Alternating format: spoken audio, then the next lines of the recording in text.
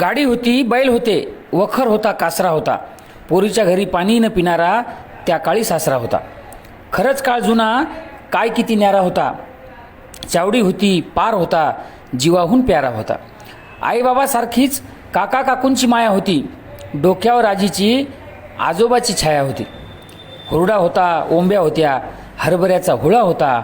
तो काळ बरा होता, नात्यांचा जिव्हाळा होता. मान मरातप संस्कार सणवार एकत्रच होत होते. कायम माणसाची वर्दळ, पाहुणेरावणे येत होते, जात होते. एकच रेडिओ होता तेव्हा सगळा गाव जमायचा. सुख असो दुःख असो प्रत्येक सण प्रत्येकजण रमायचा.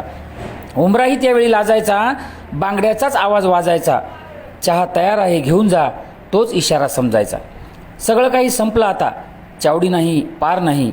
नाते गोते आटून गेले, नात्याला जिव्हाळ्याची किनार नाही. बदलून गेली दुनिया सारी, सगळ्या मर्यादा तुटून गेल्या. ममतेच्या जिव्हाळ्याच्या सगळ्याच नद्या आटून गेल्या. बांगडेही आता वाजत नाहीत, भांडे आपटण्याचा आवाज येतो. बैठकीत बसलेला पाहुणाही हल्ली आवाजाने खजील होतो. बंगला आहे, श्रीमंती आहे, पण दारात कुत्र्याचं राखण असते.